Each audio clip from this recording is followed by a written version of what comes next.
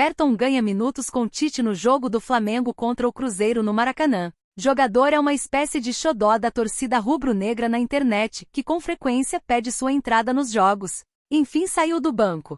Na noite deste domingo 30, o Flamengo recebeu o Cruzeiro no Maracanã, pela 13ª rodada do Brasileiro, e com gols de Pedro e Fabrício Bruno, derrotou o Cabuloso por 2-1. Matheus Pereira descontou para a Raposa. Bruno Henrique, que se recuperou de uma lesão no pé esquerdo, retomou a ponta esquerda do ataque do Flamengo e começou como titular. Com a sua ausência e a de Cebolinha contra o Juventude, Vitor Hugo teve que ser improvisado no setor. Até que aos 33 minutos de segundo tempo, BH acabou sendo substituído pelo jovem Verton, jogador que esperava sua oportunidade com Tite e que com frequência é pedido em campo pela torcida do Fla nas redes sociais.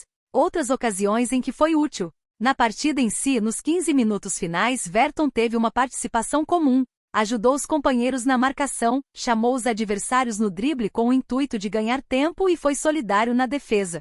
Inclusive, foi com a bola nos pés do garoto que o jogo foi encerrado. Já nos minutos finais de partida, após escanteio do Cruzeiro, a defesa afastou a bola, que então sobrou no pé de Verton, que inteligentemente puxou-a para o canto, fez um drible e chamou a falta. Após isso, o árbitro Braulio Machado apitou o fim do jogo. Em coletiva pós-jogo, Tite falou como tem sido a preparação com o jovem. Estamos preparando, e o campo fala, o jogo fala. A gente preparou. Nós todos fizemos a preparação da bola ofensiva, da bola defensiva. E coloquei para eles que quem não teve chance iria ter. No treinamento eu passei por ele no campo, eu falei para ele, entendeu o recado?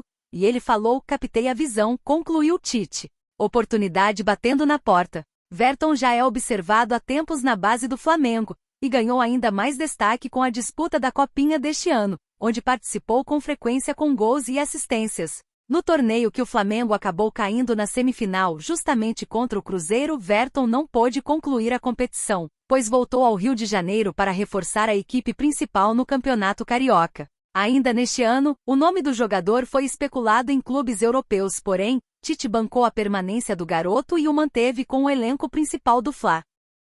Com direito à lei do ex, Flamengo vence Cruzeiro e abre vantagem liderança do Brasileirão. Com a vitória, o Flamengo alcança 27 pontos, mantendo a liderança isolada do campeonato, abrindo vantagem para os adversários. Primeiro tempo de equilíbrio. A primeira finalização do Flamengo surgiu aos 12 minutos, quando Pedro ajeitou para Luiz Araújo, que chutou por cima do gol de Anderson.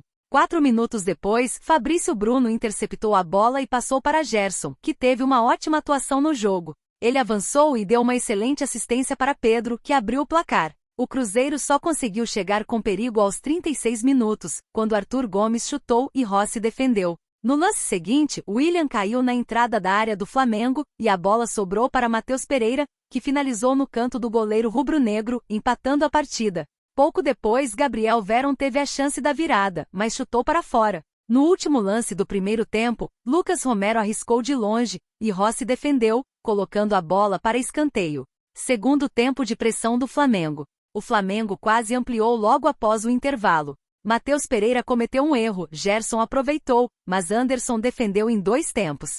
Em seguida, Bruno Henrique chutou com perigo, assustando o goleiro cruzeirense. A resposta da Raposa veio com tentativas de Matheus Pereira e Lucas Silva, ambas por cima do gol de Rossi. Aos 20 minutos, Luiz Araújo cobrou falta pela esquerda, e Fabrício Bruno cabeceou para marcar o segundo gol do Flamengo. Pouco depois, Fabrício Bruno serviu Davi Luiz, que quase anotou o terceiro dos donos da casa. Aos 31 minutos, Ramiro tentou da entrada da área, mas Rossi defendeu. Robert também parou no goleiro argentino.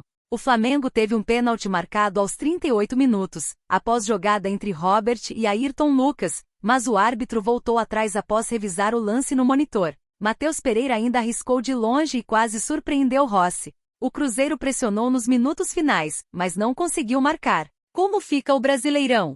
Com a vitória, o Flamengo alcança 27 pontos, mantendo a liderança isolada do campeonato.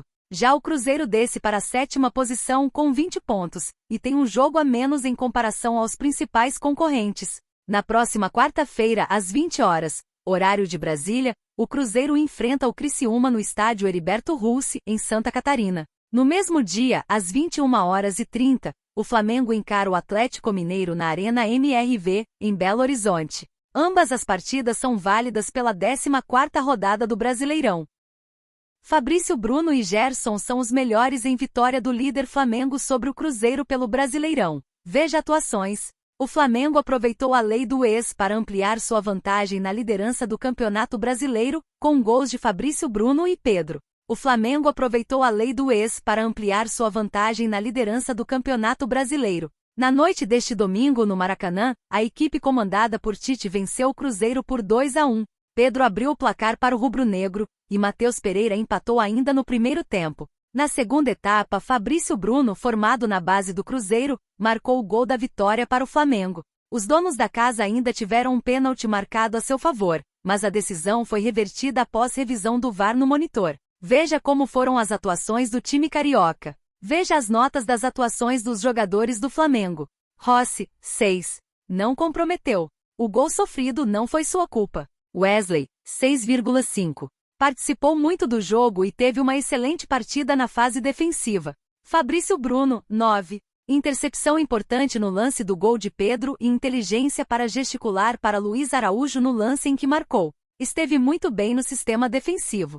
Davi Luiz, 6,5. Fez uma partida boa e segura. Ayrton Lucas, 3. Fez um jogo péssimo, errou inúmeras tomadas de decisão e jogadas simples. Alan, 6,5. Ajudou defensivamente, mas foi nulo no ataque. Gerson, 8,5. Mais uma partida excelente. Além do passe de craque no primeiro gol, cavou a falta do segundo e jogou bem em todas as faixas do campo que ocupou. Lohan, 4. Partida meio apagada. Pouco fez no jogo, errou várias tomadas de decisão. Léo Ortiz, 6. Organizou bem o meio de campo. Não comprometeu. Luiz Araújo, 7. Construiu bastante e teve um grande comprometimento tático. É um jogador muito importante. Pedro, 7,5. São 26 gols em 2024, vive grande momento no Flamengo. Ótimo gol em passe de Gerson. Bruno Henrique, 6,5.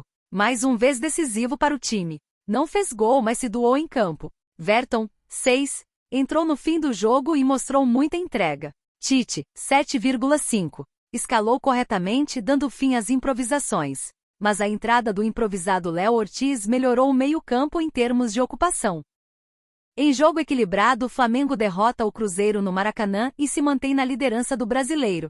Em um dos jogos mais bem disputados nesta edição do Brasileiro, o rubro-negro levou a melhor. Jogo equilibrado. Na noite deste domingo 30, o Flamengo recebeu o Cruzeiro no Maracanã, pela 13ª rodada do Brasileiro, e com gols de Pedro e Fabrício Bruno, derrotou o Cabuloso por 2-1. Matheus Pereira descontou para a Raposa. O jogo foi marcado pelo equilíbrio. No primeiro tempo, o Flamengo falhou na tentativa de aplicar uma marcação alta no Cruzeiro, pois os mineiros utilizavam bem os espaços em campo. Aliás, a forte marcação do Cabuloso gerou dificuldades ao rubro-negro. Porém, aos 16 minutos no individualismo de Gerson, o meia deixou Pedro na frente do gol, que tocou de primeira no canto do goleiro Anderson. O empate do Cruzeiro.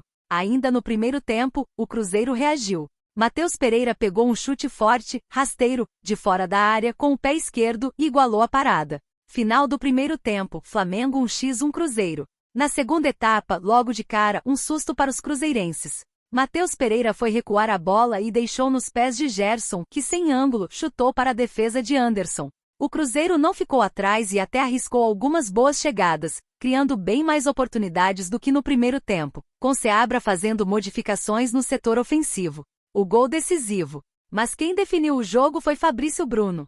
Em falta pelo lado esquerdo do campo, Luiz Araújo cruzou na cabeça do defensor, que com uma diferença considerável para seu marcado, Gabriel Veron, cabeceou para as redes. Final de jogo, Flamengo 2-1 Cruzeiro. Com o resultado, o Flamengo se mantém líder da competição com 27 pontos. Já o Cruzeiro cai para a 7ª posição com 20 pontos somados. Flamengo toma nova decisão sobre Gabigol logo após a vitória em cima do Cruzeiro e atacante é comunicado. Camisa 99 não foi relacionado para enfrentar o Cruzeiro e recebeu um novo comunicado da direção sobre a partida contra o Atlético Mineiro. No topo da tabela, o Flamengo voltou a ser líder isolado do Campeonato Brasileiro. A ótima vitória em cima do Cruzeiro fez com que os jogadores fossem muito aplaudidos no fim do jogo no Maracanã. Tite tem conseguido realizar um ótimo trabalho em meio a toda a dificuldade em que o clube passa com muitos desfalques, principalmente de jogadores que estão jogando a Copa América. Ainda tem a situação de Gabigol, que ficou fora do jogo após declarações do empresário em que já estava costurando uma saída do atleta, algo que não foi bem aceito pela diretoria. Está oficialmente fora. Na madrugada desta segunda-feira, o GE publicou uma informação com uma nova decisão da diretoria e Gabigol não vai viajar com a delegação para Belo Horizonte, ou seja, ele também não enfrenta o Atlético Mineiro quarta-feira 3. O camisa 99 já fez jogos pelo Flamengo e pelo regulamento da CBF, ele só poderá jogar em outro time se não entrar em campo 7 vezes pelo CRF. Assim, a diretoria vai avaliar jogo a jogo até que ele tenha uma definição sobre seu futuro. Marcos Braz, vice-presidente de futebol flamenguista, já deixou claro que ele só vai sair agora na janela de julho se o Mengão receber uma compensação financeira ou se existir alguma troca de jogador. O Palmeiras hoje é o principal interessado em sua contratação, mas ainda não fez nenhum tipo de movimento. Há outros times interessados, só que também não chegou nenhuma oferta nas mãos do Fla. O certo é que o ciclo do atacante realmente está chegando ao fim no mais querido. Tite não quis falar sobre o jogador na coletiva e nas entrelinhas deixa tudo nas mãos dos dirigentes.